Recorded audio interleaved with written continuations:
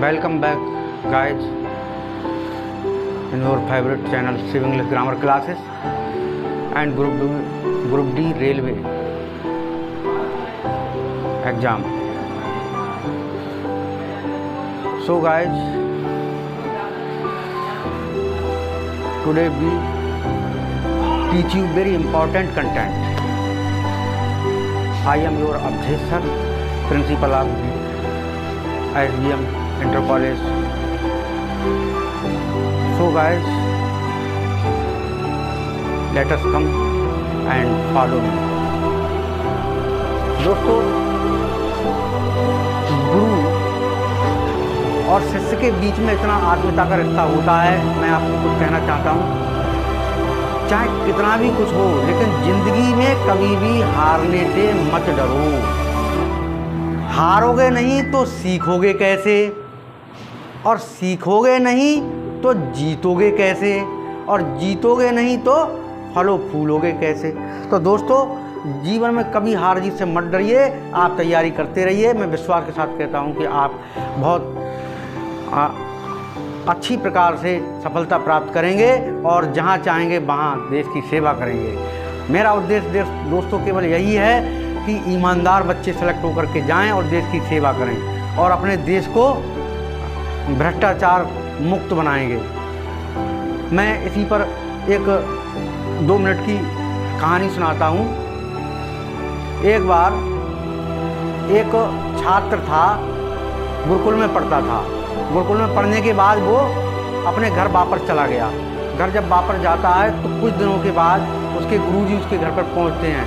वो बहुत ज़्यादा खुश होता है और बहुत आदर सत्कार करता है अपने गुरुजी का, और चलते समय उसकी आंखों में आंसू आ जाते हैं। जब गुरुजी वहाँ से चलते हैं तो आंसू आ जाते हैं। तो गुरुजी ने 2 बातें बताई उसे।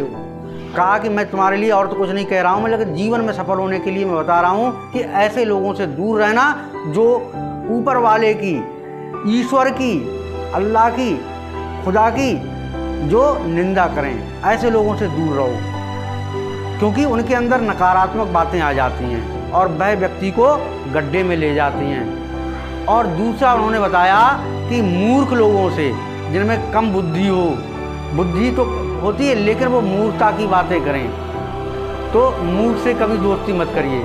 मूर्ख चाहे शिष्य भी हो सकता है, दोस्त भी हो सकता है। तो जीवन में कामयाब होने के लिए अपने मेरी बातों का पालन भी करते रहेंगे। इसी के साथ मैं पुनः अपने टॉपिक पर वापस आता हूँ। आज मेरा टॉपिक जो है वेरियस ब्रांचेज ऑफ बायोलॉजी है।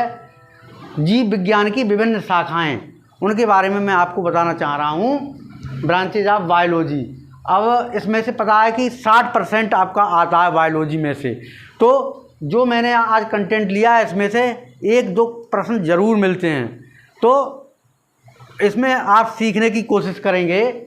तो सबसे पहली बात जो आती है, ध्यान से देखेंगे, स्टडी ऑफ हार्ट। हार्ट कहते हैं हृदय के लिए। जिस ब्रांच में हृदय का अध्ययन किया जाता है उसे हम क्या कहते हैं? कार्डियोलॉजी। कार्डियोलॉजी कहते हैं। अब इसके डॉक्टर्स बनते हैं, तो डॉक्टर्स बनते हैं, उन्हें क्या कहते हैं? कार्डियोलॉजिस्ट। कार्डियोलॉजिस्ट हो जाता है जो इसके डॉक्टर होते हैं, स्पेशलिस्ट हृदय के, क्योंकि हृदय जो है व्यक्ति के शरीर का बहुत महत्वपूर्ण अंग होता है। अगर हृदय ने धड़कना बंद कर दिया तो उसके प्राण पखेरु उड़ जाते हैं। तो इसलिए हम जहाँ भी जिस ब्रांच में अध्ययन करते हैं उसको कार्डियोलॉजी कहते हैं, ये ध्यान रखेंगे। इसके बाद में दूसरा आता है आपका नेक्स्ट, स्टडी ऑफ ब्रेन को क्या कहते हैं? यानी ब्रेन माने दिमाग, जहाँ दिमाग का अध्ययन किया जाए जिस शाखा में, उसे क्या कहते हैं? न्यूरोलॉजी। न्यूरोलॉजी। अब इसके जो डॉक्टर्स बनते हैं वो कौन बनते हैं? न्यूरोलॉजिस्ट कहलाते हैं वो। अब जहाँ किसी को दिमाग का इलाज कराना होता है तो न्यूरोलॉजिस्ट के पास जाता है। तो इसके बाद में अगला आता है आपका स्टडी ऑफ टिश्यू। ऊतक, टिश्यू माने ऊतक, ये बहुत इम्पॉर्टेंट आपका पार्ट होता है बॉडी का। तो इसके अध्ययन के लिए क्या कहते हैं? हिस्टोलॉजी। हिस्टोलॉजी। अगर कोई डॉक्टर स्पेशलिस्ट बनेगा इसका तो हिस्टोलॉजिस्ट कहलाएगा वो। इसके बाद में अगला आता है स्टडी ऑफ सेल। सेल जो हैं व्यक्ति के अंदर कोशिकाएं जैसे बोलते हैं, बहुत महत्वपूर्ण होती हैं। इसके बारे में विस्तार से मैं आगे चल के बताऊंगा। लेकिन जिस ब्रांच में जब हम अध्ययन करते हैं सेल का, तो वो क्या कहलाती है? साइटोलॉजी।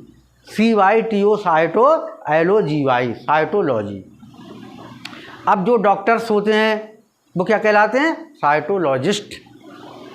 इसी प्रकार से स्टडी ऑफ लिवर, लिवर को यकृत कहते हैं, जिगर। तो जिस ब्रांच में यकृत का अध्ययन किया जाता है उसे कहते हैं हेपाटोलॉजिस्ट, हेपाटोलॉजी। ठीक है। और इसके जो डॉक्टर्स होते हैं वो हेपेटोलॉजिस्ट कहलाते हैं, हेपेटोलॉजिस्ट। उसके बाद में नेक्स्ट आता है आपका स्टडी ऑफ किडनी, जिसमें किडनी का अध्ययन किया जाए उसको क्या कहते हैं? नेफ्रोलॉजी। नेफ्रोलॉजी घुमा करके भी प्रश्न पूछा जा सकता है। नेफ्रोलॉजी में किसका अध्ययन किया जाता है? स्टडी ऑफ किडनी का, आपके वृक्क का। जैसा पता है आपको कि व्यक्ति के शरीर में 2 किडनी होती हैं, बहुत इंपॉर्टेंट रोल होता है किडनी का। तो जो डॉक्टर्स वगैरह होते हैं किडनी के, तो उसको नेफ्रोलॉजिस्ट कहते हैं। और जिस ब्रांच में अध्ययन किया जाता है नेफ्रोलॉजी कहलाता है। अगला आता है स्टडी ऑफ लंग्स, फेफड़ों का अध्ययन जिसमें किया जाता है ब्रांच में, जिस ब्रांच में, तो उसको क्या कहते हैं? Pulmonology, pulmonology. इसके बाद में अगला आता है स्टडी ऑफ बोन्स, जो हड्डियों का, जिसमें ब्रांच में अध्ययन किया जाता है तो उसे क्या कहते हैं? ऑस्टियोलॉजी। अब हड्डी के डॉक्टर्स अलग होते हैं बोन्स के, तो ऑस्टियोलॉजिस्ट कहलाते हैं वो। इसके बाद में स्टडी ऑफ मसल्स, जो मांसपेशियां होती हैं हमारी, मांसपेशियों का जिस ब्रांच में अध्ययन किया जाता है उसे कहते हैं म्योलॉजी, म्योलॉजी कहलाती है वो। और म्योलॉजिस्ट कहलाते हैं उनके डॉक्टर्स।